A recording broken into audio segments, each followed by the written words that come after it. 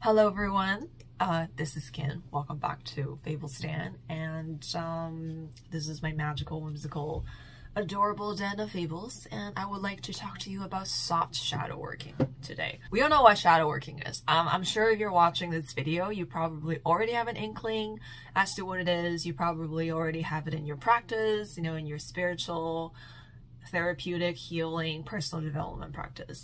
You probably identify as a shadow worker, or you just heard about shadow work, or maybe you've been doing shadow work with tarot decks and oracle decks and through other means of divination practice and things like that. So I'm not going to go too deeply into like what shadow work is. If you're interested, I could totally make a video about that. But just like, okay, just for context, if you don't know what shadow working is, shadow work is basically, to give it to you in a nutshell, because it's a really big topic, and how I would describe it to you in a nutshell would be like any type of work that would result in healing, better personal awareness, emotional awareness, and also overall like better decisions and overall quality of life. It's a really good thing to get into, and to basically anything that results in that. But to do so, you sort of dive into the depths of your psyche and your subconscious to look at the things that are repressed, that are hiding in the shadows, things that we shove under the carpet, so to speak. And these things could involve unprocessed or unresolved trauma, unresolved emotions, unchecked limiting beliefs, and things that we're not aware of about ourselves, aspects of ourselves or parts of ourselves that we don't want to face or confront. Typically things that we really dislike about ourselves, but just as typically things that we really love about ourselves, but for some reason we're not able to see it. So doing shadow work is about diving into that space of shadows where things are repressed and hidden, right? Hidden in shadows, and shining a light upon them, bring them up to the surface, bring them up to our awareness, which often involves, you know, examining your own thoughts, journaling, working with a therapist or like a skilled professional practitioner. Often also involves like holding space for your emotions and holding space for repressed memories to come up. So it's like a really, really big topic, and there's so many ways to go about it. This is really just like the tip of the iceberg, honestly. But I just feel really compelled to want to speak on this topic right now because it's winter and it's shadow work season, and I'm sure if you're like a witchy, tarot-y person who's in a space, who's watching my videos, you might feel called to do some shadow work tarot spreads and just do some shadow work journaling and just do some annual spiritual housekeeping as the year draws to a conclusion in preparation for the new year, things like that. At least it's what I like to do every year often. So I really want to talk about like soft shadow working, just because when you think about shadow working, I think particularly in like the tarot space, usually, let's say you want to pick a tarot deck to do shadow working, you would typically choose a deck with darker images, such as the Deviant Moon. It would seem like every time we talk about shadow work, the deck Deviant Moon would come up, and you know, usually people would pick gritty decks, you know, kind of the type of decks that would really represent the darkness within ourselves, and also just give us that truth bomb that we really need, because sometimes to face uncomfortable parts of ourselves that we have repressed can be really uncomfortable, and then the dark imageries tend to encapsulate that. And other than picking a deck, right, I think there's this sort of general consensus or this understanding or this approach that people tend to take when they talk about shadow work, or when they want to embark on a journey of shadow work, or when they want when they want to do shadow working. It's I think there's this expectation that it's going to be horrible, and it's like, in a way it is, because you're reliving the pain that you didn't get to experience or that you have compartmentalized. So it's kind of like a hard and arduous process, especially if you're going through like a dark night of the soul or something like that. Like usually people think of it as like a very difficult and intense process. And it is, but at the same time, it's like, it's not that scary when you know you're doing it with love, right? But I think there's like this misunderstanding about what shadow work is, and I think there perhaps is a bit of an arrogance towards softer approaches to shadow work. Like when you think of shadow working, you probably wouldn't think about like pastels, plushies, soft stuffed animals, cotton candy themes, things like that. There's obviously different types of shadow work. I think a big part of shadow working is connecting with our inner child and revisiting some memories from our childhood. So sometimes those innocent, pastel, more whimsical, more playful decks can kind of help us lean into that energy when we want to like really just build a better relationship with our inner child through shadow working. Like I said, it's a very big topic. And I just really want to like talk about soft shadow working, just because this typical like hard ass attitude towards shadow working and this understanding or this perhaps expectation that it has to be scary and hardcore, and if you're not like picking up a sword and getting ready to slay your demons, then well, what the hell are you doing type of energy. And I think sometimes we need to do that, but I think the more I grow as a person, the more I deepen into my sort of spiritual understanding of myself, the more I do shadow work, the more I try to build a more loving and healthier relationship with myself, the more I realize that shadow working actually involves a lot of softness.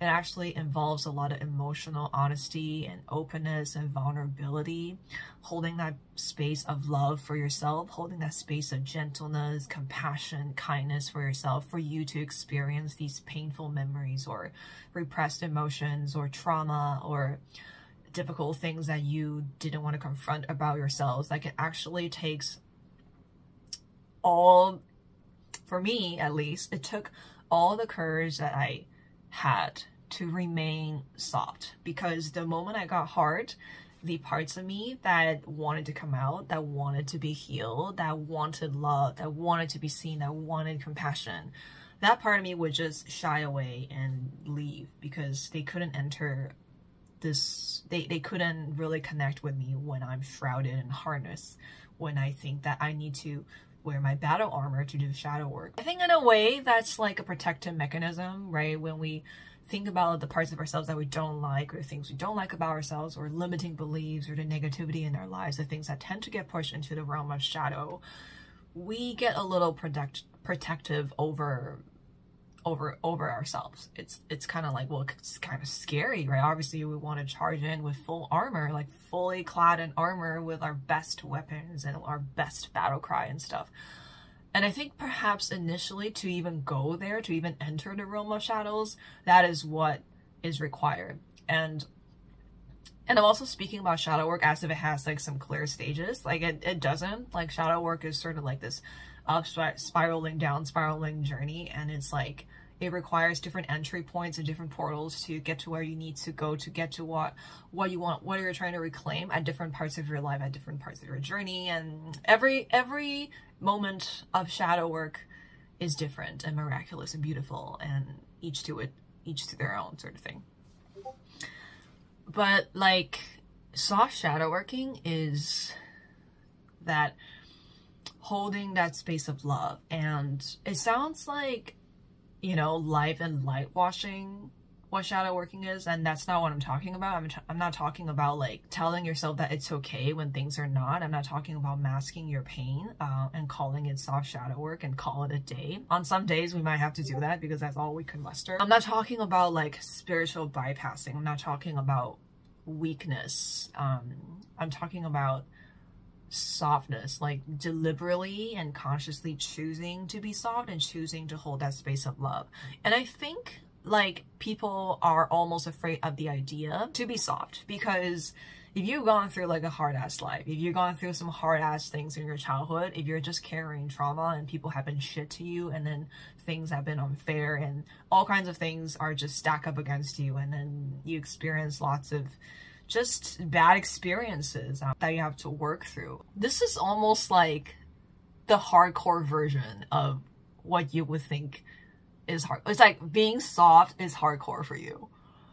And being hardcore is soft, because to continue to wear that armor means you're too afraid to look at your shadow.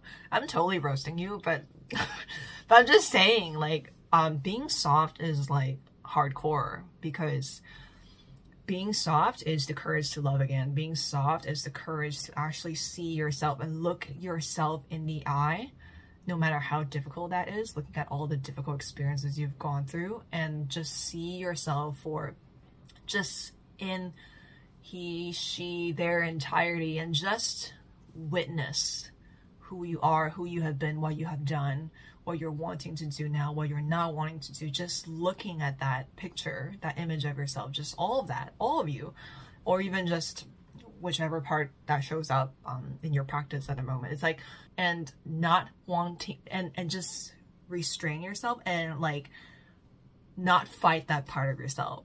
Because the more we fight and the more we resist those shadow parts, it actually, I think, creates more damage in our psyche. Because what we're saying is, you're in my shadow and I want to like shadow work you so we could both heal, but you're being a freaking burden because you're a negative aspect on myself. Therefore, I am showing up with my full ass armor and the sword, and I'm going to slay you. And we forget that we're talking to a part, literally a part of ourselves.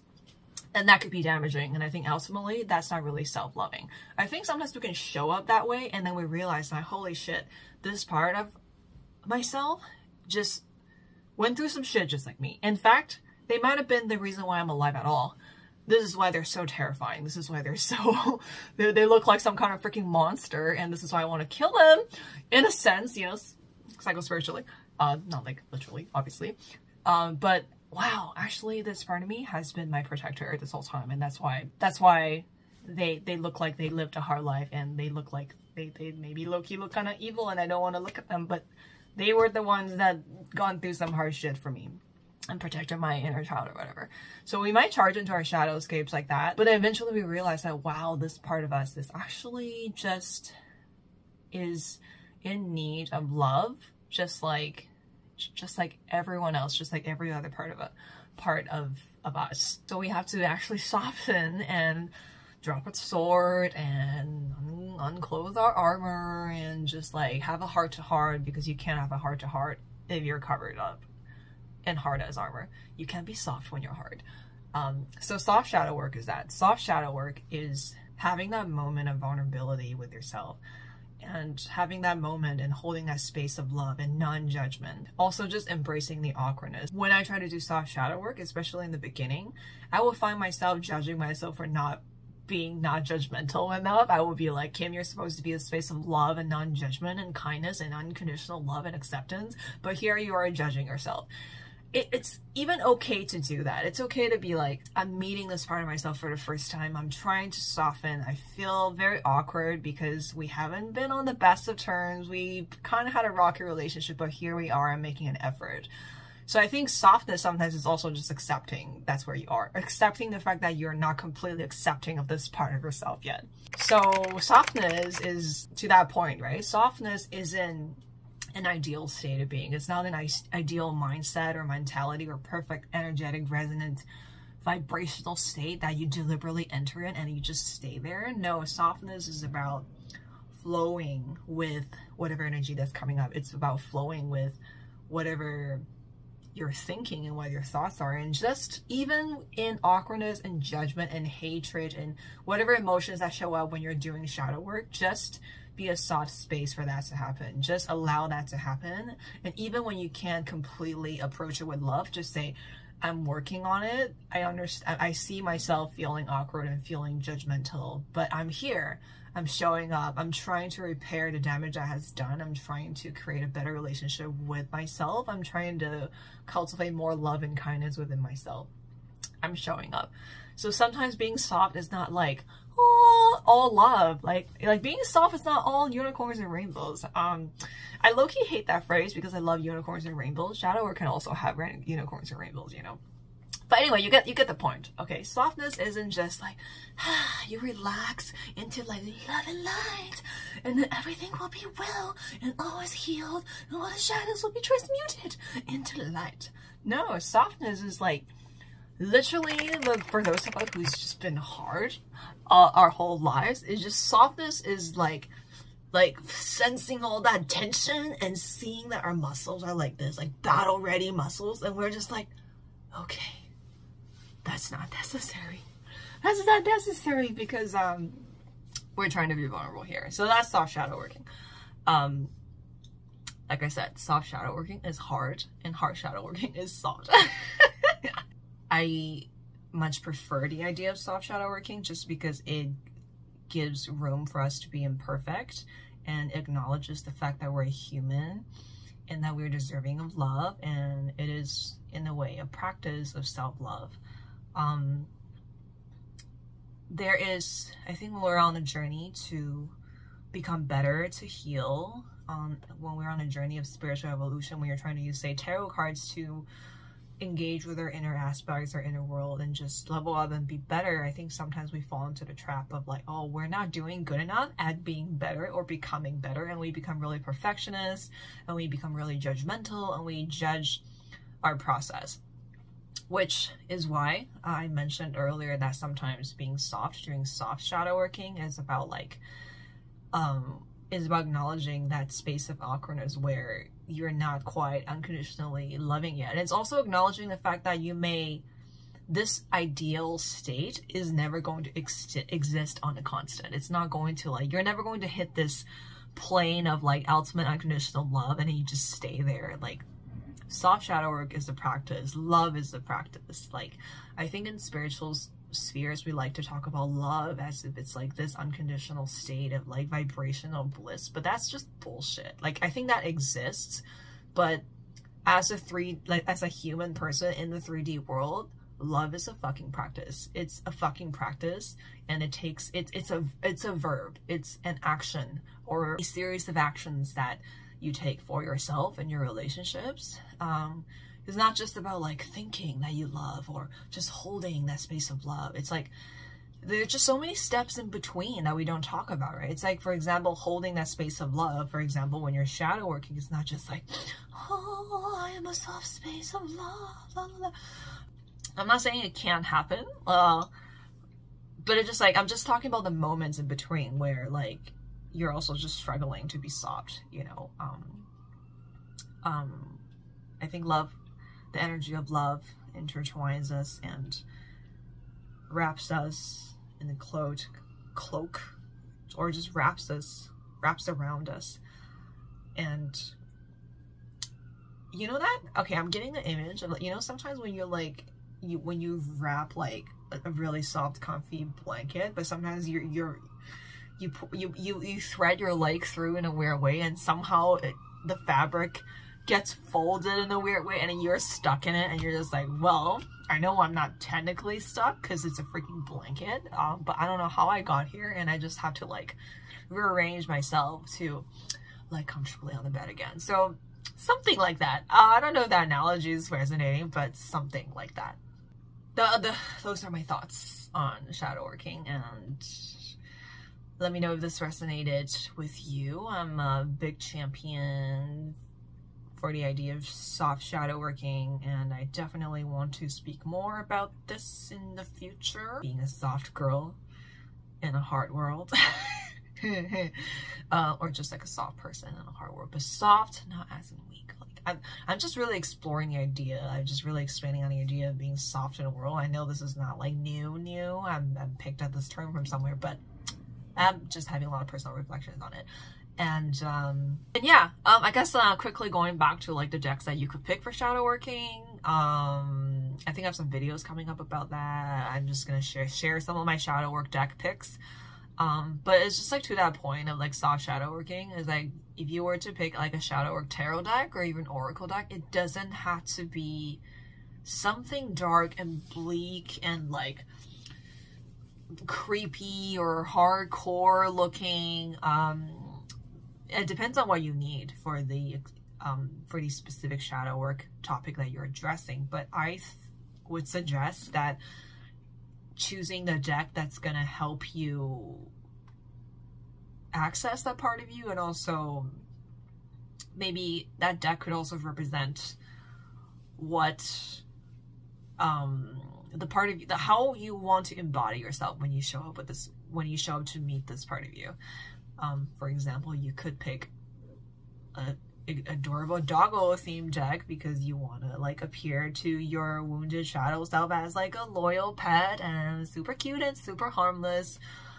Or you could pick like a magical girl themed deck because you want to talk to the part that feels damaged when it comes to creative endeavors. Or you could talk to your wounded part, or you could pick like a straight up scary deck because to represent the part of you that's like wounded and scary and feels a judged order. Anyway, I should totally make a video about that, how to choose and pick tarot decks for shadow working, other than just like sharing with you what my picks are, right? Okay, that is all. Those are my thoughts for now. Let me know what you think of shadow working, soft shadow working. Let me know if you do this. Let me know if you struggle with it. Let me know if you're a shadow worker or just what you think about shadow work in general. Let me know if you want to see more videos like this. And I'll see you next time. Bye!